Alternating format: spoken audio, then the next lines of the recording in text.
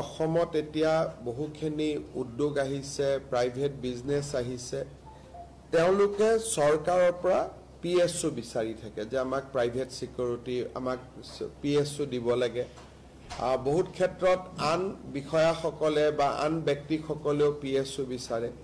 এতিয়া চৰকাৰে এটা আজি সিদ্ধান্ত লৈছে যে কোনোবা ব্যক্তিৰ যদি থ্ৰেট পাৰসেপশ্যন থাকে তেওঁ আমাক PSUৰ বাবে আবেদন কৰিব পাৰিব, কিন্তু PSU জনৰ সম্পূৰ্ণ দৰমহা সেই ব্যক্তিজনে দিব লাগিব। অৰ্থাৎ ধৰক এতিয়া জাগিৰোডতে সেমিকন্ডাক্টৰ ইণ্ডাষ্ট্ৰি আহিছে, তেওঁলোকৰ বিষয়াসকলে ক'ব আমাক PSU দিয়ক। আমি PSU দিম, কিন্তু আমাক 75,000 rupees মাহত চৰকাৰক দিব লাগিব। তাৰমানে it will be paid PSU, কিন্তু পেইড PSU হলেও সকলোৱে নাপায়। যাৰ থ্ৰেট আছে, ভাবুকি আছে জীৱনৰ প্ৰতি, তেওঁলোকেহে পাব। অসমত এতিয়া বহুখিনি উদ্যোগ আহিছে, প্ৰাইভেট বিজনেছ আহিছে। তেওঁলোকে চৰকাৰৰ পৰা PSU বিচাৰি থাকে যে আমাক প্ৰাইভেট সিকিউৰিটি, আমাক PSU দিব লাগে। বহুত ক্ষেত্ৰত আন বিষয়াসকলে বা আন ব্যক্তিসকলেও PSU বিচাৰে।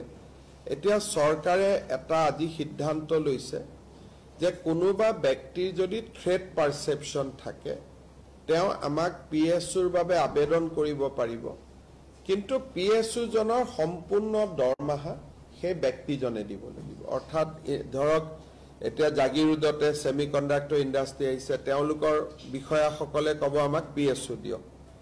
আমি PSU দিম, কিন্তু আমাক 75,000 rupees মাহত চৰকাৰক দিব লাগিব। তাৰমানে it will be paid PSU, কিন্তু পেইড PSU হলেও সকলোৱে নাপায়। যাৰ থ্ৰেট আছে, ভাবুকি আছে জীৱনৰ প্ৰতি, তেওঁলোকেহে পাব। অসমত এতিয়া বহুখিনি উদ্যোগ আহিছে, প্ৰাইভেট বিজনেছ আহিছে। তেওঁলোকে চৰকাৰৰ পৰা PSU বিচাৰি থাকে যে আমাক প্ৰাইভেট সিকিউৰিটি, আমাক PSU দিব লাগে।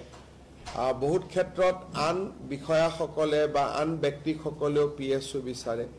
এতিয়া চৰকাৰে এটা আজি সিদ্ধান্ত লৈছে যে কোনোবা ব্যক্তিৰ যদি থ্ৰেট পাৰসেপশ্যন থাকে তেওঁ আমাক PSUৰ বাবে আবেদন কৰিব পাৰিব, কিন্তু PSU জনৰ সম্পূৰ্ণ দৰমহা সেই ব্যক্তিজনে দিব লাগিব। অৰ্থাৎ ধৰক এতিয়া জাগিৰোডতে সেমিকন্ডাক্টৰ ইণ্ডাষ্ট্ৰি আহিছে, তেওঁলোকৰ বিষয়াসকলে ক'ব আমাক PSU দিয়ক। আমি PSU দিম, কিন্তু আমাক 75,000 rupees মাহত চৰকাৰক দিব লাগিব। তাৰমানে it will be paid PSU, কিন্তু পেইড PSU হলেও সকলোৱে নাপায়। যাৰ থ্ৰেট আছে, ভাবুকি আছে জীৱনৰ প্ৰতি, তেওঁলোকেহে পাব।